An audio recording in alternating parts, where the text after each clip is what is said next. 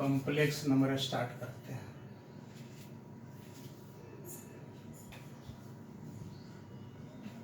Complex numbers.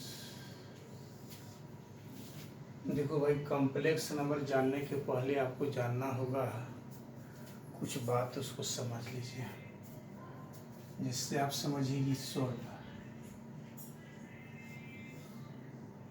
X square plus one is equal to zero, x square minus one is equal to zero. इससे हम x का value निकालना चाहते हैं। तो आप 9th-10th के अनुसार तो इसको आराम से सोल्व कीजिएगा। X square is equal to one, x is equal to one का रूट होगा। इसको आप 11th-12th के अनुसार पढ़ते होंगे, plus minus one, plus minus one. अब इसी तरह से सोल्व करना हो, x square minus four is equal to zero, x square is equal to four, that means x is equal to under root four, that means plus minus two. But ऐसा यदि मिलता हो x square plus one is equal to zero, तो x square is equal to minus one, तो x is equal to under root minus one. अब देखा जाए 9th-10th में आप लोग जो पढ़े होंगे क्लास में, उसके अनुसार यदि रूट के अंदर निगेटिव आ जाता होगा तो उसका आप लोग स्क्वायर रूट लिखते होंगे कि इमेजिनरी होगा, अवास्तविक होगा, इमेजिनरी होगा, अवास्तविक होगा। तो इसके बारे में फर्स्ट मैथमेटिशियन बताए थे यूलर साहब ने। उसने एक शब्द का, एक क्वांटिटी का निर्माण किया जिसको संबोधित किया उन्होंने आई से। X is equal to under root minus one को आई से इंडिकेट किया और इसको शब्द दिया, इसका नामकरण किया आयोटा, इसका नामकरण किया आयोटा। इसको बारे में बताने वाले थे पहला मैथमेटिशियन यूलर साहब ने, यूलर साहब ने।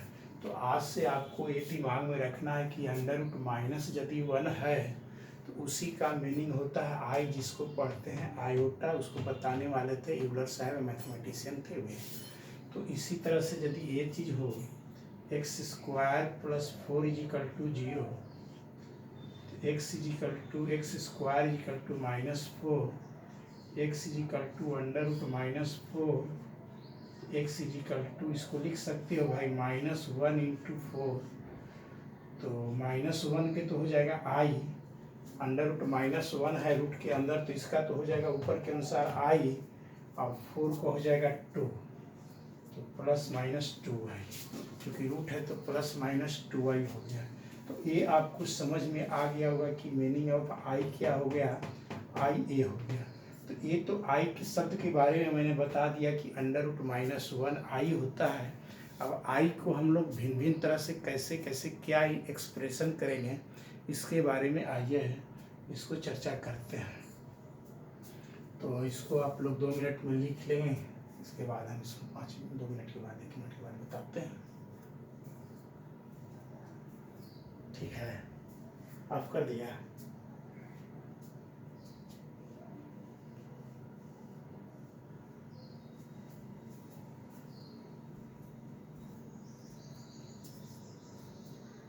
अब हम लोग इंटीग्रल पावर ऑफ आई समझें, तब कॉम्प्लेक्स नंबर को डिफाइन करेंगे। Integral power of I,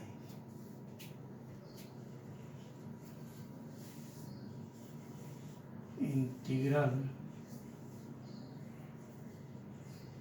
powers of i. I पर इंटीग्रल के पावर के रूप में भिन्न भी रहेगा, 2 रहेगा, 3 रहेगा, 5 रहेगा, 10 रहेगा, 20 रहेगा, -10 रहेगा। तो उसका क्या मीनिंग होगा, आइए उसको एक्सप्लेन करते हैं। तो ये तो आप लोग समझ गए कि -1 को रूट के अंदर जो रहेगा इसी को हम लोग आई से संबोधित करते हैं, इंडिकेट करते हैं। अब हम लोग पढ़ेंगे meaning of i square. I square का मीनिंग समझ लें। That can be written as, इसको ऐसे कहा जाता है ऊपर वाले को स्क्वायरिंग करो, squaring both sides, squaring both sides we get, इसको यदि स्क्वायरिंग करोगे भाई तो रूट हट जाएगा, ये आ जाएगा -1 और ये हो जाएगा आई स्क्वायर। तो आई स्क्वायर का मीनिंग हो गया -1। इसको तो परमानेंट दिमाग में बैठा लेना है, आई स्क्वायर इज -1। अब हम लोग पढ़ेंगे meaning of i Q.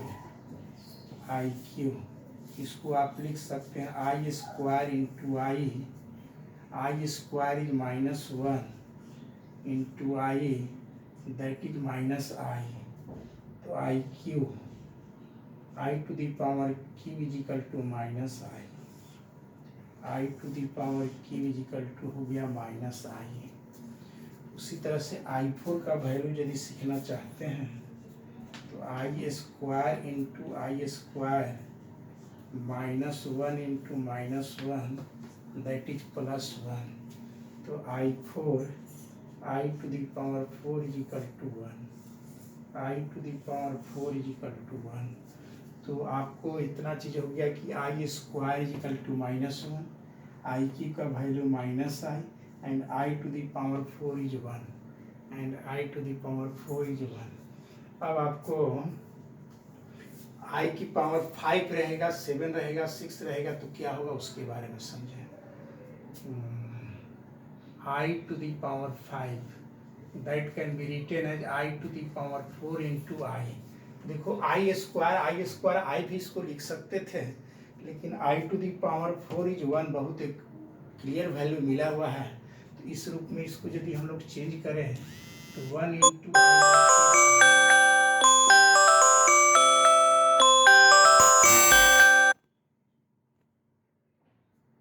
That is i, मतलब i to the power 5 is equal to i to the power 6 को इवेल्युएट करना चाहे तो इसको लिख दिया जाए i to the power 4 into i square. I to the power 4 is -1 i square is -1 that is -1, i to the power 6 is -1। तो आप इस तरह से आई टू द पावर 7 का वैल्यू निकालें, i to the power 4 into i cube, तो ये हो गया 1, ये हो गया -1 -i दैट इज -i। अब ऐसे कहिए कि i to the power 100 i to the power 15 कैसे कितना का वैल्यू हम लोग निकालते रहेंगे। तो उसके लिए के फार्मूला का निर्माण करने जा रहे हैं, उसको देखा जाए। देखो भाई, देखो आई टू द पावर 5 का वैल्यू तो तुम लोग यहाँ पर सीख लिया आई टू द पावर 5 का वैल्यू सीख लिया आई। अब हम लोग आई टू द पावर 9 का वैल्यू निकालते हैं, आई टू द पावर 9 का वैल्यू निकालते हैं। तो इसको लिख सकते हैं i to the power 4 into i to the power 4 into i, 1 into 1 this is i, ये हो गया आई। इसके बाद आई टू द पावर 13 का सीखो भाई। आई टू दी पावर 4 का पावर इसको ऐसे दे दो, 3 दे दो, मतलब 4 12 और एक और इंटू में रहेगा आई हो गया। तो 1 to the power 3 is 1 into i that is i, i to the power 13 is equal to i. I to the power 13 is equal to जो आई आ गया। देखो भाई i to the power 5 is i to the power 9 is also i to the power 9 is also i and i to the power 13 is also i. तो इसको ये नहीं समझना है कि आई टू दी पावर यदि ऑड होगा तो उसका वैल्यू आई हो जाएगा, वो गलत हो जाएगा। आई टू दी पावर 7 का वैल्यू निकालोगे तो दूसरा आ जाएगा।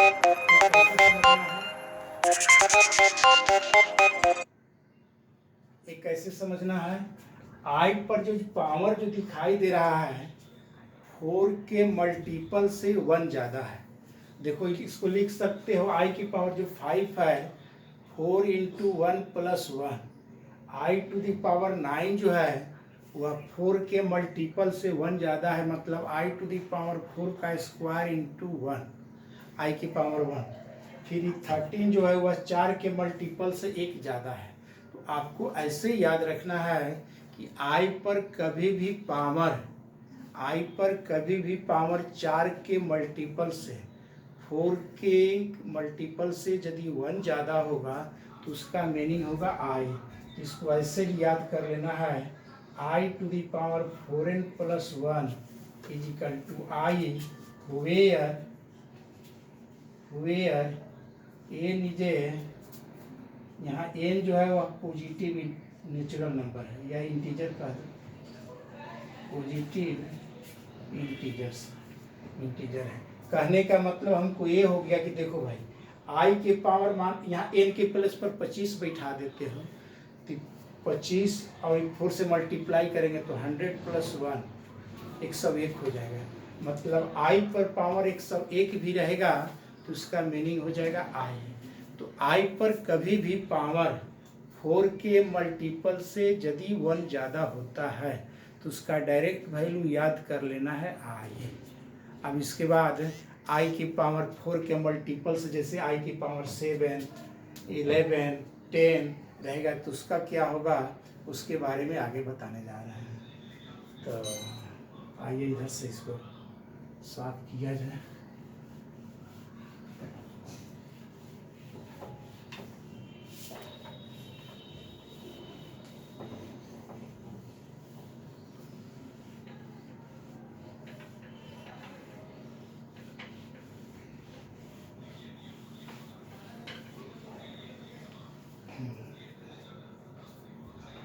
आई टू द पावर हम लोग 5 सीखे थे, आई टू द पावर 6 सीखा था। That can be written as i to the power 4 into i square. I to the power 4 is 1 and i square is -1, that is -1। I to the power 6 is -1। अब आई to the power 10 का value समझें, i to the power 10 का value समझें। That can be written as i to the power 4 का whole square, 4 दूनी 8 into i square. तो ये हो गया आई की पावर 10 हो गया। इसका वैल्यू 1 हो गया, 1 का स्क्वायर करेंगे 1, i square is -1, that is -1। I to the power 14 का वैल्यू सीखो। तो आई की पावर 14 मतलब i to the power 4 cube i square. ये तो 1 हो गया, i to the power 4 is 1, इसके पहले एक्सप्लेन कर चुके हैं। और आई की आई स्क्वायर इस पर पावर 3 भी होगा तो 1 ही रह जाएगा। दिस इज -1 मतलब आई टू द पावर 14 जो आया हुआ -1 आ गया। तो इससे निष्कर्ष क्या निकला, इस पॉइंट पर पहुंचे हम लोग।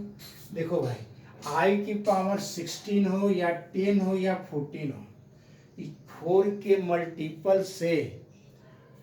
के मल्टीपल से जो 2 ज़्यादा है, जितना भी पावर है वह 4 के मल्टीपल से 2 ज़्यादा है। कैसे, यहाँ देखो 6 है तो 4 इंटू 1 प्लस 2, यहाँ 10 है तो 4 इंटू 2 प्लस 2 है, यहाँ 14 है तो 4 इंटू 3 प्लस 2 है। तो ये जितना भी वैल्यू आया ये आ गया i to the power 4n plus 2, 4n plus 2। तो इसका वैल्यू आएगा हमेशा -1, इसका वैल्यू आएगा हमेशा -1। तो हम लोग आई पर कितना भी बड़ा पावर उसका वैल्यू कैसे निकालना चाहेंगे। हम आपको जैसे मान लेते हैं कि आई की पावर 102 दे दिया तो देखें कि अरे 25 से 4 में मल्टीप्लाई करेंगे, मतलब 4 के मल्टीपल से 2 ज़्यादा है, 102 आ जाएगा। इसका वैल्यू, उसका डायरेक्ट वैल्यू लिखेंगे -1। एग्जाम्पल देखते हैं, जैसे आई टू द पावर 100 है, अब इसका वैल्यू निकालना है तो इसको लिख देंगे, ऐसे मौखिक ही कह देंगे कि आई पर 4 इंटू 25 और प्लस 2। तो इस फार्मूला को यदि याद है कि 4 के मल्टीपल से यदि 2 ज़्यादा है तो इसका वैल्यू डायरेक्ट लिख देंगे -1। इतना मेहनत करने की ज़रूरत नहीं है, ये डायरेक्ट लिखेंगे इसका -1। इसी तरह से आई की पावर मान लेते हैं कि 30 है, आई की पावर 30 है। तो यहाँ देखेंगे कि 7 28, 4 के टेबल से में पढ़ने से 2 ज़्यादा है, इसका value this is also -1। I to the power 42, यह भी -1, क्योंकि 4 के मल्टीपल से जो पावर है वह 2 ज़्यादा है, इसका वैल्यू इसका होगा वैल्यू -1। तो आई पर जो भी पावर है उसका यदि 4 के मल्टीपल से 2 ज़्यादा है तो उसका डायरेक्ट वैल्यू याद कर लेना है -i। अब हम लोग आई के पर पावर जो रहेगा 2 के मल्टीपल से 3 ज़्यादा रहेगा तो क्या होगा सो समझ आता है। यहाँ पर n जो है, n वही है where n is a positive integer, n जो है वह पॉजिटिव इंटीजर है। अब हम लोग i की पावर हम लोग पढ़ेंगे 4 के मल्टीपल से 3 ज़्यादा रहेगा तो क्या होगा। तो जैसे देखा जाए i टू दी पावर आप समझिए 7, that can be written as i to the power 4 into i cube, ये हो जाएगा 1 और -i, इसका वैल्यू पढ़े हैं तो -i हो गया। अब इसके बाद i टू दी पावर आप आइए 11, i टू दी पावर 4 का स्क्वायर कर लीजिए into i cube, this is 1, this is -1i, ये हो गया -i। तो इससे यही निष्कर्ष निकलते गया। जैसे एक और देख लो, i टू दी पावर 15 है तो i to the power 4 q, यहाँ आई क्यू लिख दिया जाए, दिस इज 1 -1 -i, ये हो गया -i। तो i टू दी पावर 15 का वैल्यू आ गया -i। तो इसको ऐसे कहना है कि i पर पावर यदि 4 के मल्टीपल से 3 ज़्यादा हो, 3 अधिक हो, तो इसका ऑलवेज जो वैल्यू आएगा वह -i का इक्वल आएगा। इसको भी हमेशा याद कर लेना है। अब उस तरह से मल्टीप्लाई करके नहीं चलेंगे, i पर कभी भी पावर 4 का मल्टीपल से यदि 3 ज़्यादा होगा तो इसका वैल्यू हो जाएगा -i। अब उसको कैसे याद करना है, i के पावर 3 ज़्यादा है, 4n को समझो कि समाप्त कर देना है। i टू दी पावर 4 के मल्टीपल, सब में तो 4 के मल्टीपल से ही 1 अधिक है या 2 अधिक है या 3 अधिक है। तो i के मल्टीपल में 4 के मल्टीपल से यदि 3 ज़्यादा है तो आई क्यू का वैल्यू याद किया होगा कि -i होता है। तो उसी तरह से -i, इसमें देखो 2 ज़्यादा है, इस सब में i का मल्टीपल जो है 4 के मल्टीपल से 2 ज़्यादा है, और i स्क्वायर का वैल्यू हम लोग याद किए हैं -1, तो उसका वैल्यू -1 लिख देना है। 1 ज़्यादा है तो i का वैल्यू जो i होता है तो i याद कर लेना है। तो उस तरह से याद कर लेना है। अब i के पावर 4 के यदि मल्टीपल होगा तो क्या होगा, i का मल्टीपल जैसे i की पावर 8 देख लिया जाए, इसको i4 का स्क्वायर कर देंगे तो 1 का स्क्वायर दैट इज 1 हो गया। i की पावर हम लोग 12 देख लें तो ये हो जाएगा ऐसे, इसको भी 1 कह दिया जाए। i की पावर 16 देख लिया जाए तो i to the power 4 to the power 4 हो गया, ये भी 1 हो गया। तो देखो भाई 4 के मल्टीपल यदि रहेगा, ये स्वाभाविक है कि हो गया i to the power 4n plus यहाँ 0 कर सकते हो तो 1। तो ये समझना है कि i 4n तो मल्टीपल सब में पावर है ही है, i की पावर 0, किसी नंबर पर पावर 0 वैल्यू 1। तो याद करना सबसे सिंपल है कि i पहले शुरू में 3 पॉइंट को याद कर लेना है। i स्क्वायर का वैल्यू -1 और i तो √-1 के बोलते ही हैं, i की का value -i and i to the power 4 is 1। तो उसके अनुसार ये सारा चीज़ याद हो जाएगा कि i की पावर यदि 2 है तो i स्क्वायर के बराबर होगा, मतलब -1 होगा। i की पावर यदि 4 के मल्टीपल से 3 ज़्यादा है, इसका मतलब i की के बराबर होगा, जिसका वैल्यू -i के एक्सप्लेन किए हैं, तो -i के इक्वल हो जाएगा। और 4 के मल्टीपल यदि है तो उसका वैल्यू जो होगा वह निश्चित रूप से i का 1 के इक्वल हो जाएगा। अब इतना जानने के बाद इसको कुछ एग्जाम्पल देते हैं, तो उसको तब कॉम्प्लेक्स नंबर का मीनिंग बताएंगे क्या होता है। जिससे कुछ क्वेश्चन लिखते हैं,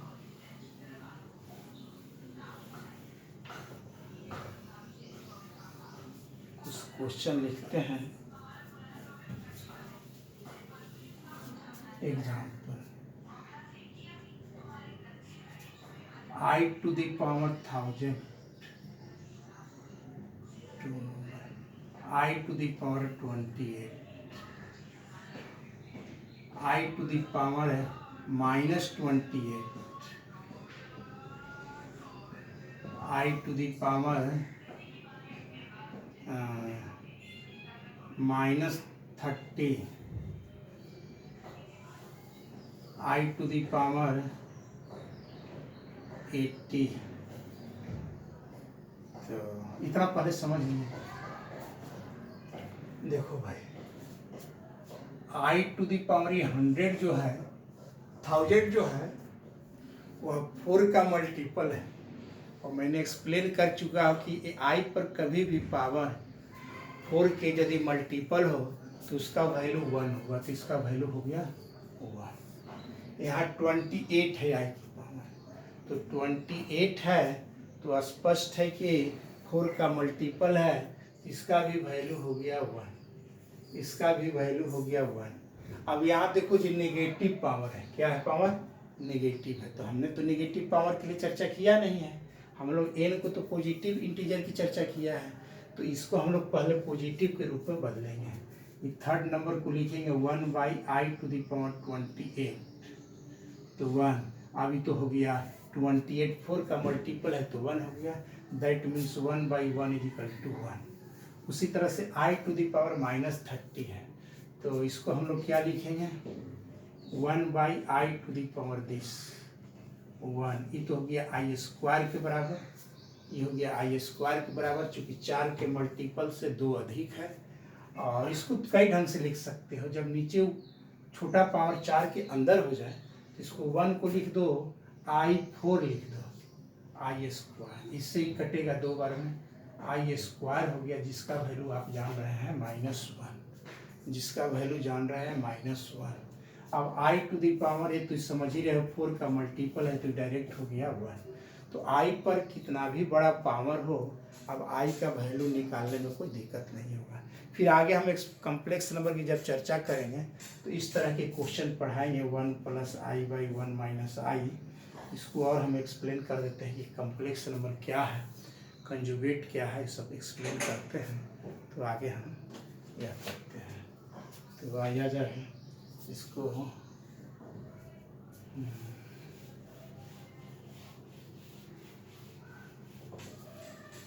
कॉम्प्लेक्स नंबर का मीनिंग समझने।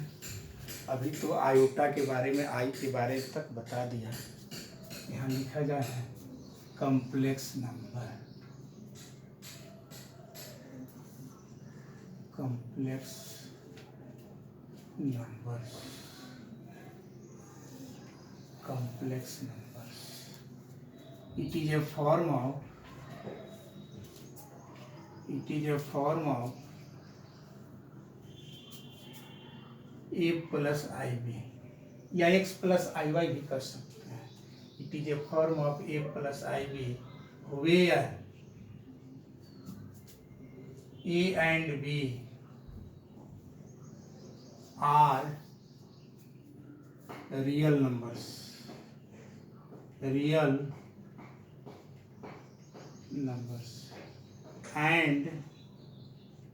it is generally denoted by Z और C। कॉम्प्लेक्स नंबर को या तो Z से इंडिकेट करते हैं या C से इंडिकेट करते हैं। तो Z से एग्जाम्पल इसको समझा जाए, वेयर I जो है या I is a imaginary imaginary quantity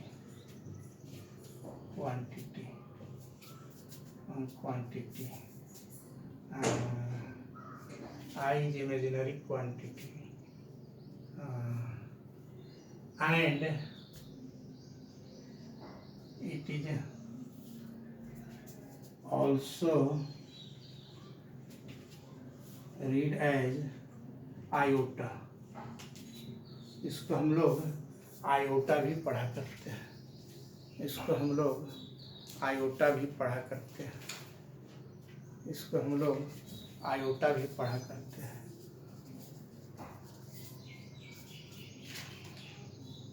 quantity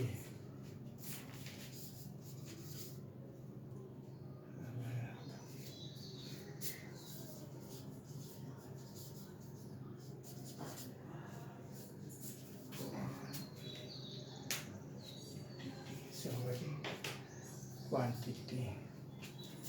तो ये हो गया। एग्जाम्पल देखा जाए ना, example z is equal to 3 plus i5, z is equal to -3 plus 2i, z is equal to -3 minus 5i, z is equal to 3 minus 5i। देखो इस सारा के सारा कॉम्प्लेक्स नंबर है। कैसे? a प्लस आई बी के form में। इसको a पढ़ेंगे, इसको b पढ़ेंगे, और i यहाँ देखो जैसे i है वैसे i रहेगा, ये i जैसे है वैसे i रहेगा, आयोटा वैसे रहेगा। एक चीज़ हमेशा ध्यान दीजिएगा कि जनरली सेकेंड पार्ट के साथ जैसे x प्लस आई वाई के रूप में इसको कहिए तो ये x है, इसको y भी पढ़ सकते हैं, a और b भी पढ़ सकते हैं। तो यह रियल पार्ट है, इसको हम लोग इमेजिनरी पार्ट बोलते हैं। इसको आगे लिख देंगे। तो इसको हम लोग यहाँ a और b के रूप में या x और y के रूप में पढ़ते हैं। तो यहाँ -3 प्लस 2i है, -3 माइनस 5i, 3 प्लस 5i।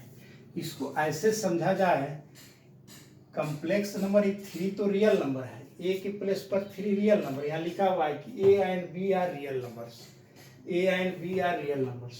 तो 3 जो हो गया रियल नंबर हो गया, 5 जो हो गया रियल नंबर हो गया, और i तो इमेजिनरी क्वांटिटी है जिसको हम लोग आयोटा बोला करते हैं, जिसका वैल्यू होता है √-1, √-1। तो इसमें आपको देखो, इसको हम लोग कोऑर्डिनेट के रूप में जब लिखेंगे तो 3,5 लिखेंगे, 3,5 लिखेंगे। इसको कोऑर्डिनेट के रूप में लिखेंगे तो -3,2 लिखेंगे। इसको जब कोऑर्डिनेट के रूप में लिखेंगे तो 3-5 लिखेंगे, और इसको कोऑर्डिनेट के रूप में लिखेंगे तो 3,-5 लिखेंगे। अब इससे देखो क्या क्लियर हो रहा है, कॉम्प्लेक्स नंबर देखने के बाद उसका पोजीशन बता सकते हैं, वह कॉम्प्लेक्स नंबर कोऑर्डिनेट के अनुसार किस पोजीशन में है, कहाँ पर स्थिर है देखा जाए। इसको जरा कोऑर्डिनेट से समझा जाए तो क्लियर हो जाएगा। यह एक्स एक्सिस हो गया,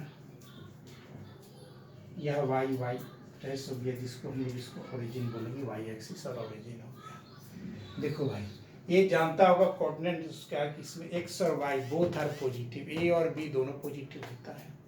इसमें एक्स नेगेटिव वाई पॉजिटिव होता है। इस फर्स्ट में दोनों पॉजिटिव, इसमें एक्स नेगेटिव, इसमें वाई पॉजिटिव, इसमें एक्स और वाई दोनों नेगेटिव, इसमें एक्स नेगेटिव वाई पॉजिटिव। तो 3 और 5 को यदि हम लोग ग्राफ कॉपी पर दिखाना चाहेंगे तो कहाँ पर दिखाएंगे, सो देखा जाए।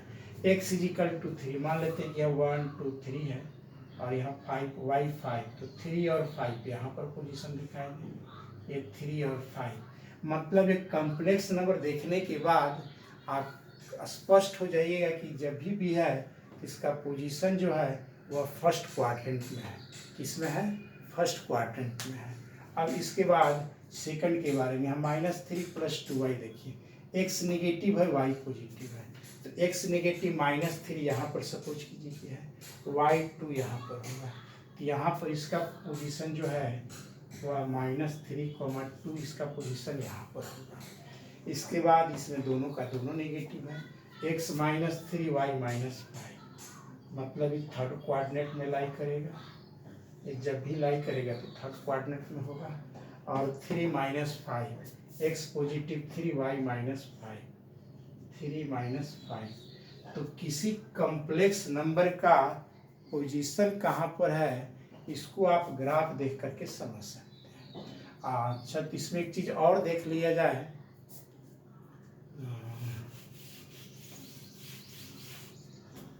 इसको एक चीज़ और समझ लिया जाए।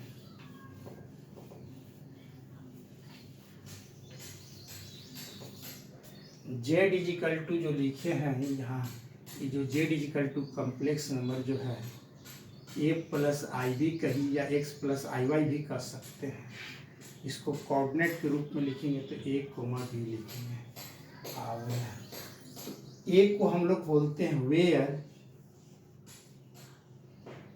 ए is a real part of complex number z. इसको हम लोग कॉम्प्लेक्स नंबर जेड जो है उसका रियल पार्ट बोलते हैं। And b is a imaginary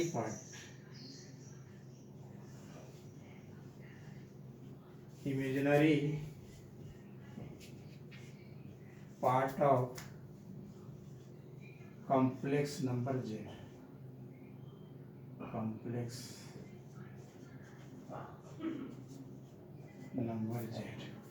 तो ए को हम लोग क्या बोलते हैं रियल पार्ट, इसको बी को बोलते हैं इमेजिनरी पार्ट। इसको ऐसे समझा जाए, इसको कम कोऑर्डिनेट में आई कहाँ चला गया, कोऑर्डिनेट में, कोऑर्डिनेट के रूप में जब हम व्यक्त किए हैं तो आई को तो एक्सप्लेन किए नहीं है।